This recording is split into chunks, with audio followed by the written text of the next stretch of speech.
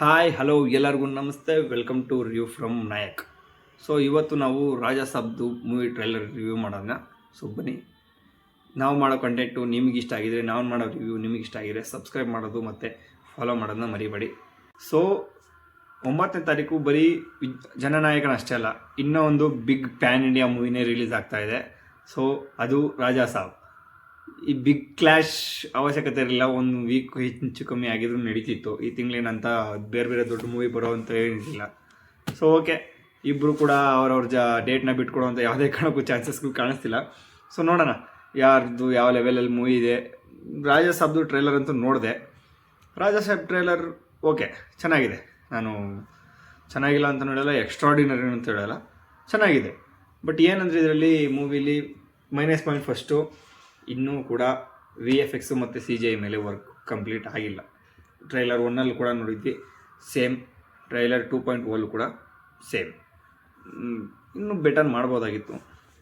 Okay, adjust ಮಾಡ್ಕೊಳ್ಳೋಣ. Next ಇದರಲ್ಲಿ ಇನ್ನೊಂದು, ಎಲ್ಲರ ಫಸ್ಟು ಟ್ರೈಲರಲ್ಲಿ ಮತ್ತು ಬರೀ ನಮ್ಮ ಡಾರ್ಲಿಂಗ್ ಪ್ರವಾಸ್ ಅವ್ರನ್ನ ಮಾತ್ರ ತೋರಿಸಿದ್ರು. ಸೊ ಇದರೊಳಗಡೆ ಪ್ರತಿಯೊಂದು ಕ್ಯಾರೆಕ್ಟರ್ ಬಗ್ಗೆನೂ ಸ್ವಲ್ಪ ಹೇಳಿದ್ದಾರೆ. ಸಂಜಯ್ ದತ್ ಸರು ಬದುಕಿದ್ದಾಗ ಒಬ್ಬ ಹಿಪ್ನೋಟೈಸರ್ ಅನ್ನೋ ಥರ ತೋರಿಸಿದ್ದಾರೆ. ಮತ್ತು ನಮ್ಮ ಗಂಗಾದೇವಿ ಅಂತ ಏನಿದ್ದಾರಲ್ಲ, ಅವರು ಗಂಗಾ ಮಾತೆ ಅಂತ ಒಬ್ಬರು ಹೆವಿ ಬಿಲ್ಡಪ್ ಬೇರೆ ಕೊಡ್ತಾಯಿದ್ದಾರೆ. ಇನ್ನು ಅದು ಏನು ಅಂತ, ಇನ್ನು ಅಲ್ಲೇನು ಏನೇನಿದೆ ಅಂತ ಹೇಳೋಕ್ಕಾಗೋದಿಲ್ಲ. ಸೊ ನೋಡೋಣ ನೆಕ್ಸ್ಟ್ ಮೂವಿಲಿ ಏನೇನು ಆಗುತ್ತೋ.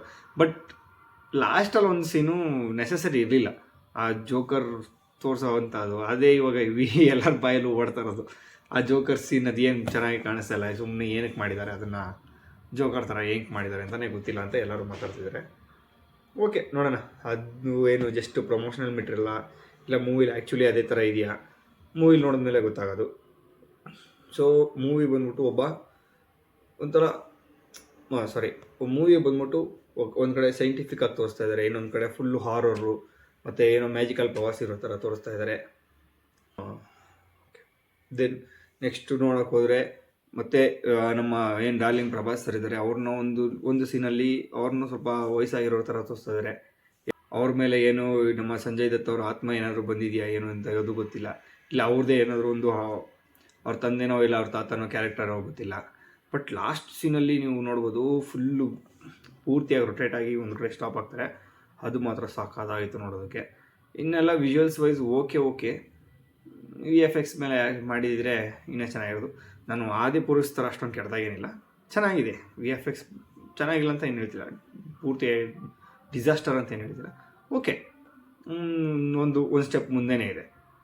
ಬಟ್ ಇನ್ನೂ ಹೆವಿ ಎಕ್ಸ್ಪೆಕ್ಟ್ ಮಾಡ್ಬೋದಾಗಿತ್ತು. VFX ಮೇಲೆ ಸ್ವಲ್ಪ ಏನಾದರೂ ವರ್ಕ್ ಮಾಡಿದರೆ ಚೆನ್ನಾಗಿರೋದು.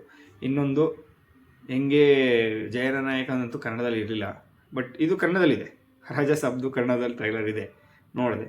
ಬಟ್ ಕನ್ನಡದಲ್ಲಿ ರಾಜಾ ಸಾಬ್ದು ವಾಯ್ಸ್ ಓವರ್ ಆರ್ಟಿಸ್ಟು ಇನ್ನೂ ಬೇಸ್ ಬೇಕಾಗಿತ್ತು. ಆಮೇಲೆ ವಿಲನ್ ಪಾರ್ಟಲ್ಲೂ ಅಷ್ಟೇ ತುಂಬ ಬೇಸ್ ಆಗಿ ಯೂಸ್ ಮಾಡಿದರೆ. ಆ್ಯಕ್ಚುಲಿ ಸಂಜಯ್ ದತ್ ಅವ್ರ ವಾಯ್ಸು ನೀವು ನೋಡಿದ್ದೀರಾ, ಹೆವಿ ಬೇಸ್ ಇದೆ. ಎಕ್ಸಾಂಪಲ್ ತೊಗೋಬೇಕು ಅಂದರೆ KGF ಅಲ್ಲಿ ನೋಡಿ, ಅವ್ರದ್ದು ವಾಯ್ಸು ಯಾವ ಥರ ಇದೆ ಬೇಸು. KGF ಅಲ್ಲಿ ವಿಲನ್ ಪಾರ್ಟಲ್ಲಿ ಕನ್ನಡದಲ್ಲಿ ಯಾವ ಲೆವೆಲಲ್ಲಿ ಫುಲ್ಲು ಹಂಗೆ ಭಯ ಬಿದ್ದೋಗ್ಬೇಕು ಆ ಲೆವೆಲಲ್ಲಿದೆ. ಬಟ್ ಇಲ್ಲಿ ಚೆನ್ನಾಗೇ ಇದೆ, ಬಟ್ ಡೈಲಾಗ್ ಡೆಲಿವರಿಯಲ್ಲಿ ಎಲ್ಲ ಚೆನ್ನಾಗೇ ಇದೆ. ಬಟ್ ವಾಯ್ಸಲ್ಲಿ ಸ್ವಲ್ಪ ಇನ್ನೂ ಅದೇ ಆರ್ಟಿಸ್ಟೇ ಸ್ವಲ್ಪ ಬೇಸ್ ಹೆವಿ ಯೂಸ್ ಮಾಡಿದರೆ ಚೆನ್ನಾಗಿರೋದು. ಸೊ ಓಕೆ ನೋಡೋಣ. ಇನ್ನು ನಾವು ಯಾವತ್ತೇ ಆಗಲಿ ಟ್ರೈಲರ್ನ ನೋಡಿ ಮೂವಿನ ಜಡ್ಜ್ ಮಾಡ್ಬೋದು. ಸೊ ಇದು ಜಸ್ಟ್ ನಮಗೊಂದು ಹಂಗೆ ತೋರಿಸ್ತಾ ಇದ್ದಾರೆ ಅಷ್ಟೇ, ಟಾಪಿಕ್ಕು ಈ ಥರ ಇರುತ್ತೆ ಮೂವಿ ಅಂತ ಹೇಳ್ಬಿಟ್ಟು. ಏನೇ ಇತ್ತು ಅಂದರೂ ಕೂಡ ನಾವು ಯಾವತ್ತೇ ಆಗಲಿ ಮೂವಿನ ನೋಡಿ ಆಮೇಲೆ ಜಡ್ಜ್ ಮಾಡಿ. ಸೊ ಮೂವಿ ನೋಡೋವರೆಗೂ ನಾವು ಏನೋ ಡಿಸಿಷನ್ ತೊಗೊಳೋದು ಬೇಡ. ನಾನು ಪ್ರತಿ ವೀಡಿಯೋದಲ್ಲೂ ಅದನ್ನು ಹೇಳೋದು, ಮೂವಿ ನೋಡೋವರೆಗೂ ಏನೂ ಡಿಸಿಷನ್ ತೊಗೊಳೋದು ಬೇಡ. ಯಾಕಂದರೆ ತುಂಬ ರಿವ್ಯೂಸ್ಗಳನ್ನ ನೋಡಿದೆ ನಾನು, ಕನ್ನಡದಲ್ಲಿ, ಹಿಂದಿಲಿ, ತೆಲುಗುಲಿ, ತಮಿಳಲ್ಲಿ ಎಲ್ಲ ರಿವ್ಯೂಸು ನೋಡಿದೆ. ರಾಜಾ ಸಾಬ್ದು ಜಸ್ಟ್ ಅದೊಂದು ಲಾಸ್ಟ್ ಸೀನ್ ಏನೋ ಜೋಕರ್ ಪಾರ್ಟಲ್ಲಿ ತೋರಿಸ್ತಾ ಇದ್ದಾರೆ, ಡಿಸಪಾಯಿಂಟ್ ಆಗುತ್ತೆ, ನಾನು ಇಲ್ಲ ಅಂತ ಹೇಳ್ತಿಲ್ಲ. ಬಟ್ ಮೂವಿ ನೋಡೋಣ, ಮೂವಿ ನೋಡಿದ್ಮೇಲೆ ಗೊತ್ತಾಗೋದು. ಇಲ್ಲ ಪ್ರಮೋಷನಲ್ ಮೆಟೀರಿಯಲ್ ಇರ್ಬೋದು, ಜಸ್ಟ್ ಸುಮ್ಮನೆ ತೋರಿಸ್ತಾ ಇರ್ತಾರೆ, ಮೂವಿಲಿ ಇರೋದಿಲ್ಲ. ಸೊ ಅದಕ್ಕೋಸ್ಕರ ಡಿಸೈಡ್ ಮಾಡೋದು ಬೇಡ, ನೋಡೋಣ. ಮೂವಿ ಬರಲಿ 9ನೇ ತಾರೀಕು.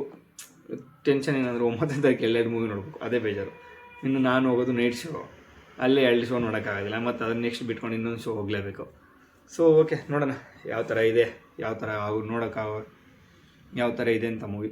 ಎರಡೂ ಮೂವಿ ನೋಡಬೇಕು. But one day first show ಯಾವ್ದು ನೋಡ್ಬೇಕು ಅಂತ ಡಿಸೈಡ್ ಮಾಡೋಕ್ಕಿನ್ನ ಆ್ಯಕ್ಚುಲಿ ನನ್ನ ಬೇಡ ಬಿಡಿ ಹೇಳಿದ್ರೆ ಸುಮ್ಮನೆ ತಪ್ಪಾಗುತ್ತದೆ.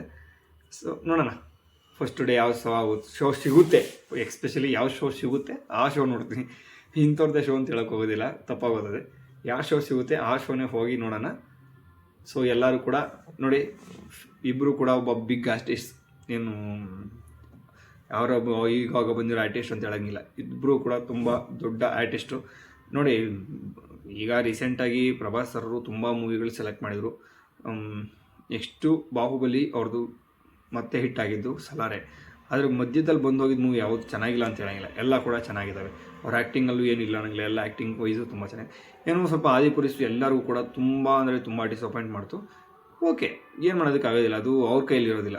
ಎಲ್ಲ ಏನು VFX ಆರ್ಟಿಸ್ಟ್ ಇರ್ತಾರೆ, ಅದಕ್ಕೋಸ್ಕರ ಸಪ್ರೇಟಾಗಿ ಇರ್ತಾರೆ, ಡೈರೆಕ್ಟ್ರ್ ಮೇಲೆ ಬಿಟ್ಟಿರುತ್ತೆ. ಸೊ ಅಲ್ಲೇನು ಮಾಡೋದಕ್ಕಾಗೋದಿಲ್ಲ. ಈ ಆ ಥರ ನಾವು ಹೋಗಂಗಿದ್ರೆ ನಾನು ನಿಜ ಹೇಳ್ತೀನಿ ನೋಡಿ, ನನಗೆ ಸಾಹೋ ಇಷ್ಟ ಆಯಿತು. ನಾನು ನೋಡಿದ ಮೂವಿ ನನಗೆ ತುಂಬ ಇಷ್ಟ ಆಗಿತ್ತು. ದೆನ್ ರಾಧಾಶ್ಯಾಮ್, ಅದು ಕೂಡ ನನಗೆ ತುಂಬ ಇಷ್ಟ ಆಯಿತು. ಒಂದು ಲವ್ ಸ್ಟೋರಿನ ತುಂಬ ಚೆನ್ನಾಗಿ ತೋರಿಸಿದ್ದಾರೆ. ಯಾವ ಥರ ಎಲ್ಲ ಒಂದು ಪ್ರೀತಿಗೋಸ್ಕರ ಎಷ್ಟು ಜೀವಿಸ್ಬೋದು ಅನ್ನೋದನ್ನ ತೋರಿಸಿದ್ದಾರೆ. ನೆಕ್ಸ್ಟು ಆದಿಪುರುಷು ಸ್ಟೋರಿ ಯಾರೂ ಚೆನ್ನಾಗಿಲ್ಲ ಅನ್ನೋಂಗಿಲ್ಲ, ಯಾಕಂದರೆ ಅದು ನಮ್ಮ ಪುರಾತನ ಸ್ಟೋರಿ, ನಮ್ಮ ಕಲ್ಚರ್ ಅದು ನಾವಿಲ್ಲ ಅನ್ನೋಂಗಿಲ್ಲ. ಬಟ್ ಅಲ್ಲಿ ತಪ್ಪೇನು ಮಾಡಿದ್ರು ಅವರು, ಈ ಜನ್ರೇಷನಿಗೆ ತಕ್ಕನಂಗೆ ಡೈಲಾಗ್ ಮಾಡಿದ್ರು. ಮೇಯ್ನ್ ತಪ್ಪದೆ. ನಾವು ನೋಡ್ತಾ ಇರೋದೇ ಫಸ್ಟ್ ಆಫ್ ಆಲ್ ಒಂದು ಹಳೆ ಮೂವಿ, ಒಂದು ಹಳೆ ಸ್ಟೋರಿ, ಅದು ಎಸ್ಪೆಷಲಿ ನಮ್ಮ ದೇವ್ರದ್ದು ಸ್ಟೋರಿ ನೋಡ್ತೀವಿ. ಈ ಇದಕ್ಕೆ ಡೈಲಾಗ್ ತಕ್ಕನಂಗೆ ಮಾಡೋದು ತಪ್ಪು. VFX ವರ್ಸ್ಟೆಸ್ಟ್ VFX. ಈ ಚೋಟಾ ಭೀಮಲೆ ಅದಕ್ಕೆ ಚೆನ್ನಾಗಿ ಬಂದ್ಬಿಡ್ತದೆ ನೋಡ್ಬೋದು, ಆ ಥರ VFX. ಆದ್ದರಿಂದ ಸ್ವಲ್ಪ ಡಿಸಪಾಯಿಂಟ್ ಆಯಿತು. ಓಕೆ, ನೋಡೋಣ. ಬಟ್ ರಾಜಾ ಸಾಬಲ್ಲಿ ಆ ಮೊಸಳೆ ತುಡಿತಾರೆ ಗೊತ್ತಾ, ಅಲ್ಲೇ ನನಗೆ ಸ್ವಲ್ಪ ಇದು ಅನಿಸಿತ್ತು. ಇನ್ನು ಮಿಕ್ಕಿದ ಕಡೆ ಎಲ್ಲ ಓಕೆನೆ. ಇನ್ನೊಂದು ಕಡೆ ಒಂದು ಯಾವುದೋ ದೊಡ್ಡ ರಾಕ್ಷಸ ಮನೆ ಹೊಡೆದಾಕೊಂಡು ಬಂದು ಇನ್ನೇನು ತುಳಿತಾ ಇರೋ ಥರ, ಅದು ತುಂಬ ಚೆನ್ನಾಗಿದೆ. ಅವೆಲ್ಲ VFX ಶಾಟ್ಗಳು ತುಂಬ ಚೆನ್ನಾಗಿದ್ದಾವೆ. ಸೊ ಡಿಸೈಡ್ ಮಾಡೋದು ಬೇಡ, ಜಡ್ಜ್ ಮಾಡೋದು, ಎಸ್ಪೆಷಲಿ ಜಡ್ಜ್ ಮಾಡೋದಂತೂ ಬೇಡವೇ ಬೇಡ. ಮೂವಿ ನೋಡೋಣ, ಎಂಜಾಯ್ ಮಾಡೋಣ, ಹೇಗಿದೆ ಅಂತ ಅಂದ್ಬಿಟ್ಟು ಮೂವಿ ನೋಡಿದ್ಮೇಲೆ ರಿವ್ಯೂ ಮಾಡೋಣ. ಅಲ್ಲಿವರೆಗೂ ಟ್ರೈಲರ್ ರಿವ್ಯೂ ಅಂತೂ ನನಗೆ ಇಷ್ಟ ಆಗಿದೆ. ಸೊ ನಿಮಗೆ ಯಾವ ಥರ ಇತ್ತು ನೀವು ಕಮೆಂಟ್ ಬಾಕ್ಸಲ್ಲಿ ತಿಳಿಸಿ.